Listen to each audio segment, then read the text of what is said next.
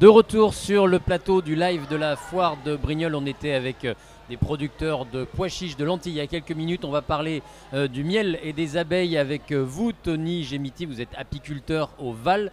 Merci de nous avoir rejoints sur ce plateau. Vous êtes là juste à côté sur le hall vin et terroir avec vos produits. Vous êtes basé au Val, mais vos abeilles ne sont pas toutes au Val, j'imagine. Non, alors la plupart sont aujourd'hui encore dans le Var pour le moment, mais là cette semaine par exemple on a commencé les grandes transhumances sur l'acacia par exemple.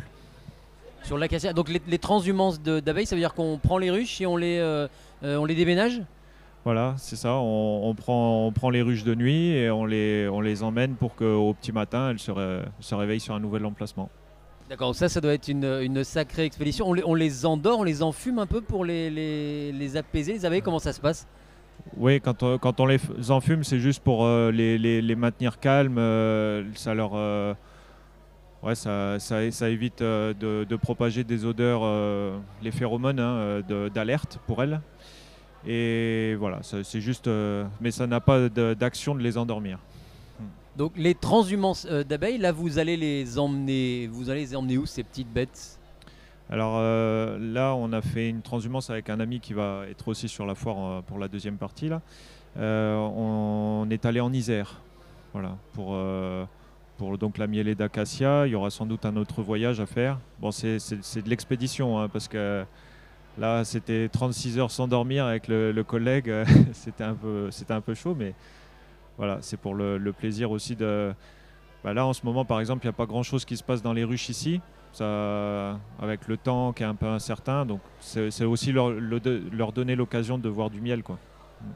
Donc le trajet, ça se passe en camion. On prend vous transportez combien de ruches, combien d'animaux, combien d'insectes? Là, c'était camion remorque. On a transporté 80 ruches. D'accord. 80 ruches qui représentent combien d'abeilles à peu près? C'est difficile à dire. Oui, c'est difficile à dire. C'est très variable d'une ruche à l'autre, d'une saison à l'autre. Mais là, bon, en ce moment, je sais pas, je dirais, on est à 25 000 abeilles peut-être. Ouais. Donc elles arrivent en Isère donc, pour aller chercher des fleurs d'acacia. Et comment on choisit les endroits où on les dépose? Vous avez des accords avec d'autres apiculteurs, avec des agriculteurs peut-être locaux? Voilà, plutôt avec des agriculteurs. Parce que forcément, c'est plus facile de trouver des emplacements auprès d'agriculteurs. Là, par exemple, c'est deux fermiers, en fait. C'est deux emplacements différents. C'est deux fermiers, éleveurs de vaches, qui m'ont prêté un bout de pâture, un bout de pré où ils font du foin d'habitude. Et puis là, voilà, j'ai pu placer quelques ruches. Et question bête, mais comment on fait pour les trouver ces emplacements? Il y a des bourses échanges, on se refile des tuyaux entre professionnels pour savoir qui est disponible, qui a des emplacements, qui est prêt à accueillir des abeilles? Ce serait bien si ça existait ça, mais non, en fait, il faut appeler les agriculteurs les uns après les autres. Honnêtement, pour trouver deux emplacements là, que je teste cette année pour la première fois, j'ai passé au moins 100 coups de fil pour trouver ces emplacements. Et encore, je les ai trouvés, on était juste sur le fil, quoi. Voilà une idée de service à développer, un Airbnb des abeilles pour arriver à trouver les bons plans, les bonnes adresses. Donc il y en a qui sont en Isère, il y en a d'autres qui vont... Il y a d'autres voyages de prévus pour vos abeilles aussi?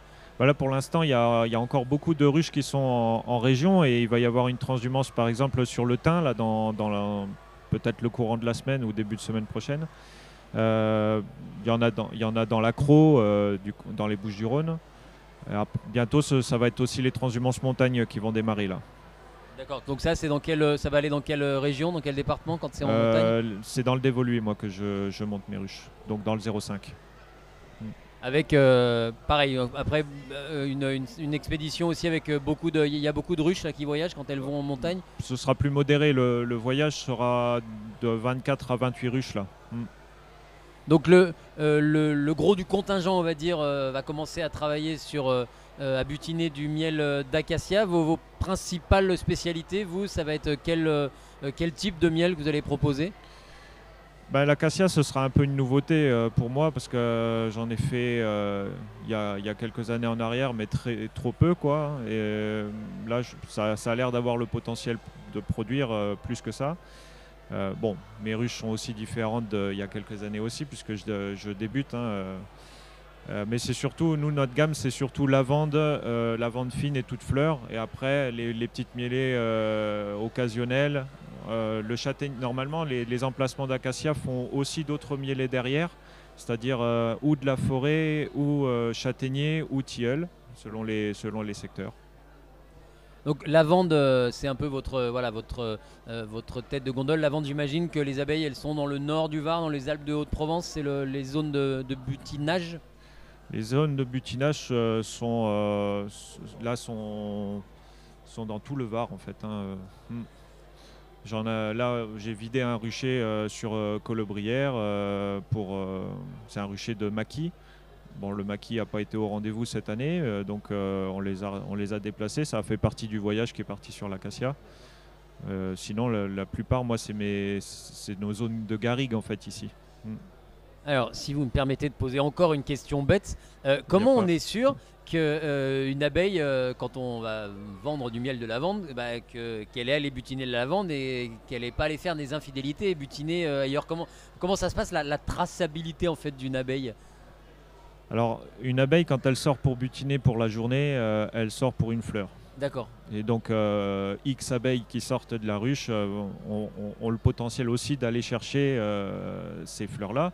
Après, les abeilles sont opportunistes et vont vraiment... c'est-à-dire qu'au petit matin, il y a des éclaireuses qui sortent et elles vont donner des instructions, elles vont ramener un petit peu de nectar et après, c'est un petit peu l'effet de groupe après qui va se diriger vers la fleur en question. Donc, elles donnent une orientation géographique et une distance et les abeilles, finalement, vont se focaliser sur une floraison. Après, on arrive à faire des miels toutes fleurs, des miels de garrigue, etc. C'est parce qu'il y a une succession aussi parfois de floraisons sur le moment. Mais nous, par exemple, sur la lavande, quand on emmène nos ruches sur les champs de lavande, il n'y a que ça en fleurs. Donc, grosso modo, on ne va pas faire grand-chose d'autre, quoi. D'accord, il n'y a pas le choix. C'est-à-dire qu'il y a aussi tout un travail de repérage quand vous partez par exemple en Isère, de s'assurer qu'il y a effectivement des plantes, des acacias dans les environs, qu'on ne sera pas perturbé par d'autres fleurs et qu'on peut afficher miel d'acacia. Voilà. D'accord. Vous êtes venu avec quelques échantillons. Donc là, c'est du miel. On voit du miel bio. Là aussi, j'imagine qu'il y a il y a un certain boulot de traçabilité pour avoir le label bio, s'assurer que qu'elles sont, enfin que les fleurs, les arbres qui ont été butinés relèvent. Il faut respecter les cahiers des charges en place, oui. Ça, c'est un sacré boulot aussi de préparation de. Oui, par exemple, sur les emplacements où on fait de l'acacia, par exemple, c'est aussi des emplacements où on fait du miel de colza. Si on va sur les champs de colza, moi, je les évite, j'y vais pas. D'accord. J'ai attendu qu'ils soient terminés en termes de floraison pour ensuite emmener mes ruches sur l'acacia. Donc vous avez aussi donc, le miel de lavande, on en a parlé. Là, juste à côté de moi, ça c'est le miel bio de lavande. Qu'est-ce qui fait que celui-là va être plus clair, celui-là plus sombre? Alors ici, on est sur de la lavande fine pour celui-ci. La lavande fine, d'accord. Voilà. Donc c'est une autre espèce de lavande qui pousse plus en altitude. Ça peut être ou de la culture ou du sauvage. Moi, mes emplacements dans le Haut-Var qui font le thym font aussi de la lavande fine, en plus petite quantité. Ce n'est pas les mêmes rendements qu'on a sur les champs de lavande à Valençol, par exemple, ni même sur les champs de lavande fine dans le Vaucluse. Mais voilà, c'est deux miels différents avec des saveurs vraiment différentes, très marquées, fruits exotiques pour la lavande fine. Et là, vous êtes donc je le rappelle, sur le hall vin et terroir avec vos productions. Au-delà de la dimension commerciale, il y a aussi beaucoup de... là, je vous pose des questions bêtes parce que j'y connais rien du tout, mais il y a aussi beaucoup de questions de savoir pourquoi tel miel a telle couleur, telle consistance aussi. Des fois, on est obligé de casser à la cuillère, d'autres qui est beaucoup plus onctueux. Ça, c'est tout un travail de pédagogie que vous devez faire avec votre compagne sur le stand. C'est ça, oui. Forcément, on explique pas mal de choses aux clients, aux consommateurs. Il y a même des apiculteurs amateurs qui passent des fois poser des questions hein, sur notre stand. Voilà, on peut expliquer les différences de texture dans les miels, les différences de saveur. On aime bien faire goûter nos produits aussi, je trouve que c'est important. Et en général, ça fait toujours un peu l'effet waouh. Vous êtes du métier depuis longtemps, enfin, c'est quelque chose de longue date, c'est une reconversion, comment on devient C'est une reconversion professionnelle pour ma part. En 2018, j'ai fait une formation à Hyères, au lycée agricole. D'accord, donc c'est relativement récent. C'est relativement récent et donc petit à petit j'ai augmenté le nombre de mes ruches pour aujourd'hui travailler avec environ 300 ruches. 300 ruches, d'accord. Et vous veniez de quel secteur d'activité, par curiosité?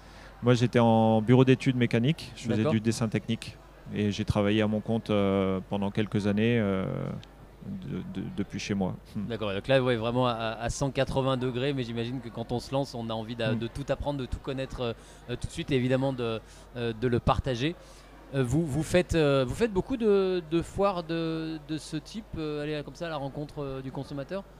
Oui, les marchés hebdomadaires, on en fait. L'été aussi, pour par exemple les nocturnes à Brignoles, des choses comme ça. On s'éparpille pas trop, mais on le fait. Après, depuis quelques temps, on travaille de plus en plus avec des magasins aussi. Donc ça nous libère aussi du temps. Ouais. Voilà. Vous êtes référencé chez des diffuseurs, chez des détaillants là par exemple, vos principaux canaux de vente, c'est quoi? C'est les marchés? Eh ben, jusque-là, c'était les marchés et c'est vrai que ça commence à être maintenant la part magasin qui commence à prendre de l'importance. D'accord. Vous êtes diffusé sur le département, un peu dans la région ou un peu au-delà? Au niveau de la commune de Brignoles déjà et les environs, oui. Alors là, on a parlé du miel, des différents miels, des abeilles, mais il n'y a pas que le miel en produit. Vous êtes venu avec un pot de pollen récolté dans le Var. Qu'est-ce qu'on peut faire avec du pollen? À quoi ça sert? Comment ça peut se transformer? Alors le pollen, on le propose en ce moment parce que c'est la période d'abondance sur le pollen. On en récolte malgré tout assez peu parce qu'on n'affaiblit pas les colonies. C'est une source de protéines, d'acides aminés et de vitamines également. Et donc un pot comme il est sur la table là, c'est une cure de 3 semaines à peu près pour une personne, à la raison d'une cuillère une cuillère à café par jour. Et voilà, c'est dynamisant pour l'organisme. D'accord, ça renforce le système immunitaire. Ça se mange comme ça? Ça se mange à la cuillère? Alors moi je le propose sous deux formes de conservation. Là je l'ai amené, il est sec, mais je l'ai aussi en frais. En frais, il n'y a pas besoin de le réhydrater, il est déjà consommable comme ça. En sec, c'est plutôt conseillé de le réhydrater un petit peu. Donc après c'est selon les préférences de chacun, mais sur un yaourt, réhydraté dans un jus d'orange, voilà. Et comment ça se collecte le pollen? Comment ça se récolte? En fait, on met une trappe à l'entrée de la ruche et on empêche que ces pelotes de pollen qui arrivent normalement accrochées sur les pattes des abeilles rentrent dans la ruche. Donc en fait, on les fait décrocher.